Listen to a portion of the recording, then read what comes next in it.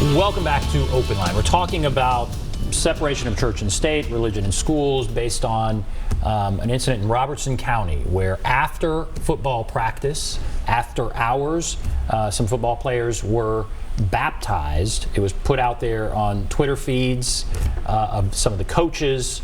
There was an organization, Freedom from Religion, that filed a complaint. That's a national nonprofit. The school investigated and said there were no problems here, basically saying the district has reviewed the incident and determined neither school nor school personnel have violated any policies, saying it happened after school and all participation was voluntary with no requirement for attendance. So that's what has led us to this discussion, and we have with us Felicia Powers, who would agree with the organization that filed the complaint, Freedom from Religion. She is a secular community organizer, and that's where we are. Let's go to the phones now. Let's go to Lucy. Hello, Lucy. Hey, y'all. Hello. What's on your mind? Well, it was my intent to say something about the military. Your last caller said, why isn't there any atheists on the battlefield? Most people who die on the battlefield, and I've been told this from World War II and Korean War veterans, call out for their mother. So I've had a personal experience in the military where we were told to fall out one Sunday morning getting formation that we were all going to go have a Protestant service. And I was the only one, as everybody was marching, said, hey, stop. I'm not going to a Protestant service. And then the Jewish kids finally said something, and the Catholic kids, and we had some atheists, and on. And then it ended up being about 10 of us, or 12 of us, and they pulled us off to the side, and they were pretty brutal to us. And I'm like, you know what? You should be forcing these people in the military to do this. And when after 9/11, when we went into Afghanistan, CBS and some other channels were doing stories on our military, who a lot of them were being felt forced or pressured during basic training and whatnot, and AIT, to join these religious groups where the character leaders, like a sergeant or somebody of higher rank, was suggesting to them that they should take Jesus as their personal savior, and it was really messing with these people really badly enough for that they called and said, what's going on? They were handing out Bibles, telling everybody to pray because we were going into religious war. Right. So I want to say something about Robertson County here in a second, and the history of Robertson County. This lady's from Chicago, and maybe she can get a better perspective on this. I believe in separation of church and state, but the Freedom from Religion Foundation ran a commercial, I think it was in the election of 2012, and Ronald Reagan Jr. was on that commercial, and he's an atheist. And the Republican Party fought hand over fist, telling these stations and pressuring them to not allow this commercial to air during the daytime hours. They didn't want it aired at all. They didn't want Ronald Reagan's son appearing and saying that he was an atheist with the election coming up, because they were banking on Reagan, and I guess that reflected badly on Reagan. And I thought that was very bizarre. Right. Okay, so but the Robertson County people, I think you have to understand that the great revivals took place right across the border there, and mainly because they have something supernatural going on up there. And you being from Chicago, you would know this. The Bell Witch. You're talking about the Bell Witch. This. Okay, all right. Let's talk about all that. What are your thoughts about what you hear there from Lucy? Well, first of all, the most important thing I want to say is, Lucy, thank you for your service. I'm the daughter of a decorated Vietnam veteran, and I do sincerely appreciate all of our service members who voluntarily serve our country. So thank you very much for your service as a veteran. And I am not at all surprised to hear that there were several variants of belief there in her unit that had a problem with what seemed like some coerced participation, if nothing else. And what a shame that those people who didn't believe in that particular flavor of spirituality had a hard time. That's truly unfortunate when we have people who are willing to sign up to put their lives on the line for our country, and then they face that kind of discrimination over their personal beliefs during that time of service. It's truly shameful. Let's go to Mike. Hello, Mike. Yes, I had a question for her. I just Yes, don't want to be personal or anything, but she said she went to Bible college for a couple of years. I was just curious what made her just go atheist. Or did she have a bad experience in college, or because that's really very odd to me. I mean, but we are in a Bible Belt, and so, but I do believe in separation of church and state. I do believe that, and I believe she has a right just like anybody else. But I'm just curious to see what. I mean, she don't have to answer if she don't want to, but I'm just curious if someone going to Bible college and just drop and turn atheist. That's pretty bizarre. Thank you very much. All right. We talked a little bit about that, but kind of encapsulate that again. Yeah, I'm sure that it sounds strange at the onset, but there are lots of ministers that are currently serving in the faith that have lost their faith, but they are continuing to work in that position because that is the only vocation they know. And so it is not completely unusual for someone to study theology and strive for a truly deep spiritual experience and come out finding that there was nothing for them there and that they don't have any faith in those beliefs any longer.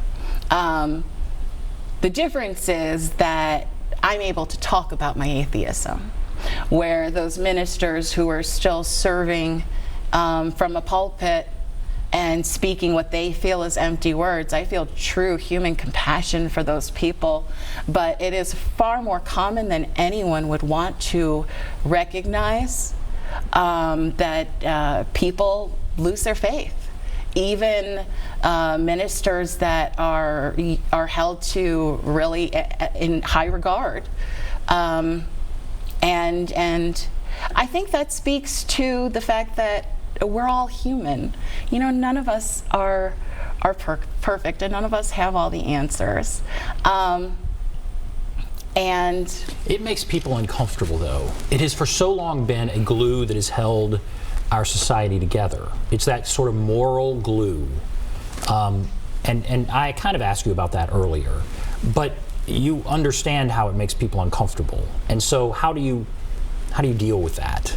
Do you need to deal with it? Are you saying that my non-theism makes people feel uncomfortable? That when you say they're ministers, there's so many ministers out there that don't believe in God, and that we're kind of moving, sad. It's becoming more secular. That makes people uncomfortable, and they feel like we're losing a moral sort of glue.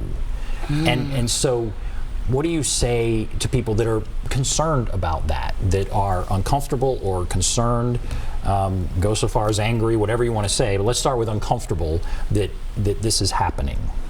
I understand how that can feel uncomfortable, and I think for those people who feel that way, I would try to encourage them to open their mind and think a little bit more and consider more of what they think of character building. Perhaps positive characteristics aren't something we can only learn at church. There's something that we can learn from our neighbor next door, our mailman, the garbage man, the clerk at the grocery store. Like I was saying before, we're all character coaches when it comes to influencing the lives of young people around us. Okay. All right, let's go to Fran. Hello, Fran? Yes. Go right ahead. What's on your mind? I can't believe what our country has turned into.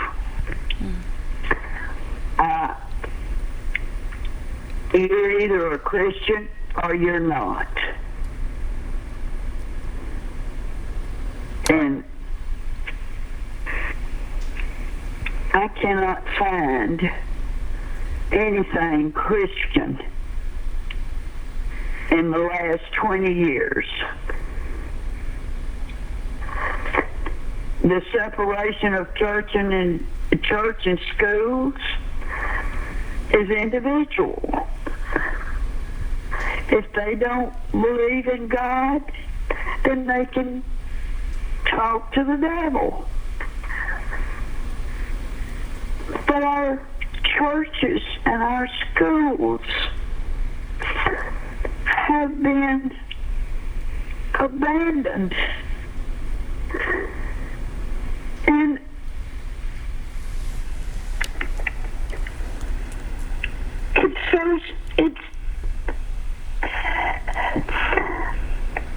it's horrible. All right, Fran, thank you. It is horrible what has happened since the 1950s to date. All right, thank you, Fran. I think what Fran's saying, there are going to be other people out there that feel like Fran. She's saying, well, you heard what she said, and what do you say? Fran is clearly very hurt and upset, and I feel compassion for. I clearly see her passion and how strongly she feels. It's so unfortunate that there's so much goodness and so much beauty in her world, and she hasn't been able to see it since the 1950s. Man, she's missed so much great stuff. That's truly unfortunate. I have only been around since the mid-70s, but I saw some amazing stuff in my lifetime. I remember seeing the Berlin Wall come down on TV. Do you remember that? Man, that was beautiful. That was amazing. What a triumph of goodness and humanity, and truly society working in the right direction, going forward in faith and unity. You know, I mean, that's what it's all about. And man, I'm sorry Faye missed it. Man, that was great.